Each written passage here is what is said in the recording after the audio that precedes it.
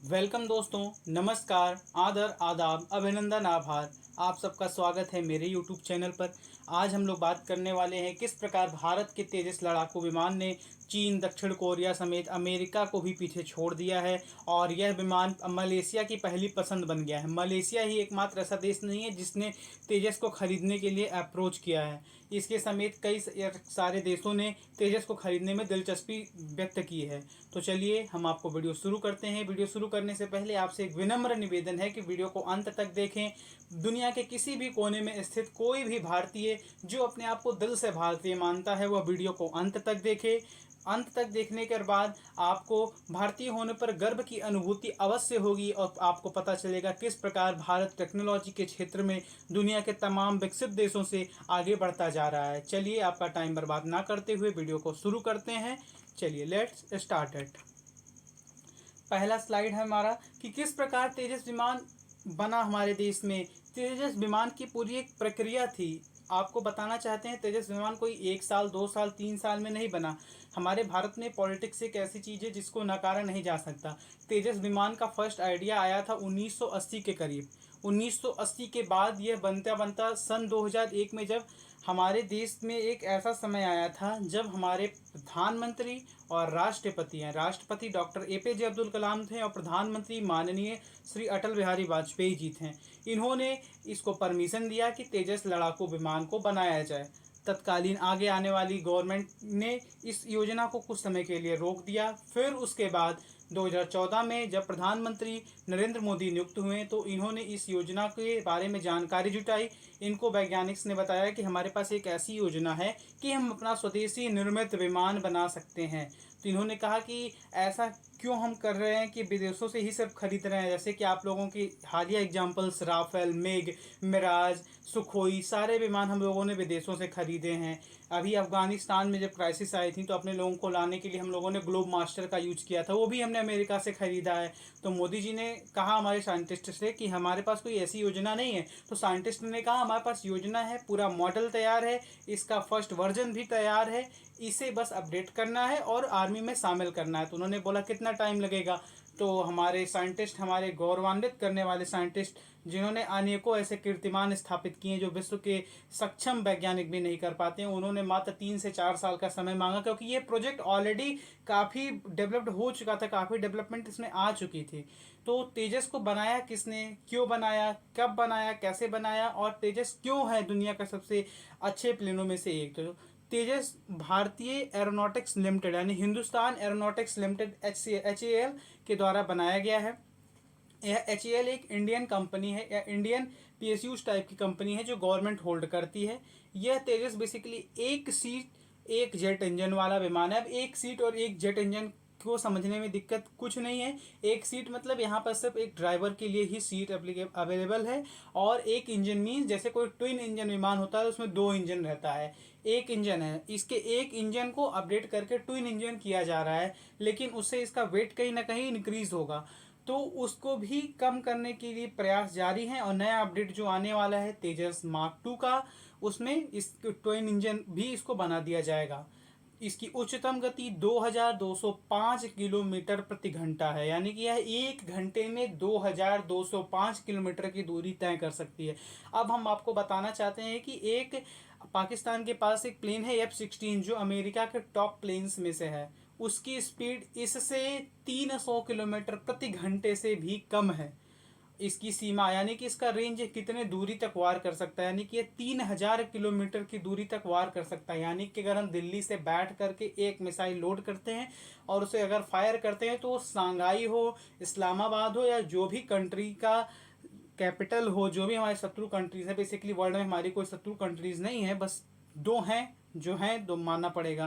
तो इनके जो कैपिटल्स हैं वहाँ पर बीजिंग या इस्लामाबाद, शंघाई, लाहौर, जहाँ पर भी यह सीधे हमला कर सकता है दिल्ली में बैठे बैठे। इसका मेन खासियत इसका वजन है जो कि 6500 किलोग्राम है। आप लोग को यह वजन बहुत ज़्यादा लग रहा होगा, लेकिन अगर इसका कंपैरिजन किया जाए अनेकों अदर विमान से जैसे कि चाइना के उन्नत विमानों से, तो इसका वजन लगभग 3000 किलोग्राम कम है। यह कोई छोटी सी चीज़ तो है नहीं जो 1 किलो 2 किलोग्राम के भाव से आएगी। यह एक पूरा विमान होता है। इसका वजन शुरू ही होता है 6,000 5,000 किलोग्राम से। यह इतना अपने आप में अपडेटेड हो चुका है कि इसने अपने वजन की न्यूनतम सीमाओं को प्राप्त करने की ओर अग्रसर है, और इसका वजन 6,500 किलोमीटर है, जो इसको कहीं ना कहीं पर्वतीय क्षेत्रों में फ़ायदा पहुंचाता है, जहां पर रैंडमली आपको ऊपर जाना पड़ता है, रैंडम आपको नीचे जाना पड़ सकता है, मुड़ना पड़ सकता है। इन सब जगहों पर यह फ़ायदा करता है। इसका निर्माण किया है हिंदुस्तान एरोनॉटिक्स लिमिटेड ने। इसकी जो इकाई लागत, यह इस समय का नहीं है, यह 2009 का है। इकाई लागत मीन्स एक यूनिट बनाने के लिए इतना पैसा लगता है। ये डेटा अपडेटेड नहीं हुआ है अभी, ये डेटा 2009 का है। डिजाइन इसका बनाया है वैमानिक विकास अभिकरण ने। इंजन का प्रकार है टैब्रोफैन जनरल इलेक्ट्रिक F404। अब यह इंजन जो है, यह इंजन भारत में निर्मित नहीं है, लेकिन इस इंजन को भी भारत में निर्मित किया जा रहा है। भारत में निर्माण करने की प्रक्रिया शुरू हो चुकी है। चलिए नेक्स्ट स्लाइड पर बढ़ते हैं हम लोग। और अब आपको लग रहा होगा कि यार ये विमान ही तो है, दूसरे देशों से भी विमान लिया जा सकता था। क्यों बना यह विमान? मलेशिया की पहली पसंद। मलेशिया को चीन ने अपना JF-17 जेट भी अप्रोच किया था। चीन जब हमारा राफेल आया था तो राफेल का कंपैरिजन JF-17 जेट से कर रहा था।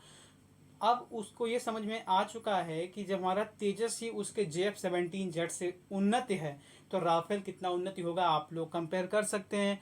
क्योंकि हमारे जो तेजस विमान है यह स्वदेशी निर्मित और प्लस सिंगल इंजन है, और राफेल ट्विन इंजन है, यानी कि डबल इंजन है वो।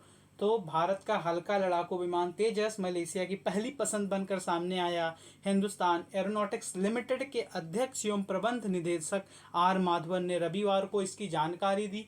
दरअसल मलेशिया अपने पुराने लड़ाकू विमानों के बेड़े को बदलने पर विचार कर रहा है।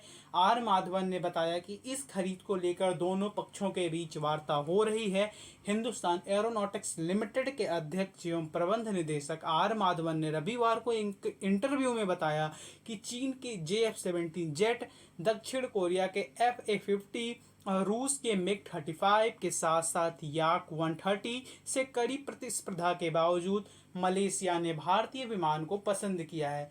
आप यहाँ पे पढ़ रहे होंगे दक्षिण कोरिया के FA-50, तो इसको बनाने में अमेरिका ने भी हेल्प किया था दक्षिण कोरिया का। रूस का MiG-35 काफ़ी अपडेटेड विमान है। ये कहीं ना कहीं तेजस की श्रेणी से भी थोड़ा सा अपडेटेड हो सकता है किसी मामलों में, लेकिन रसिया से इस समय विवाद चल रहा है, युद्ध चल रहा है यूक्रेन का। इसकी वजह से जो रसिया से डायरेक्ट व्यापार कर रहा है उसके अगेंस्ट अमेरिका और यूरोपीय यूनियन के कई सारी कंट्रीज प्रतिबंध लगा रहे हैं। इंडिया इसका एक्सेप्शंस है, क्योंकि इंडिया के ऊपर अब किसी को प्रतिबंध लगाने की क्षमता, दम, शक्ति नहीं बची है।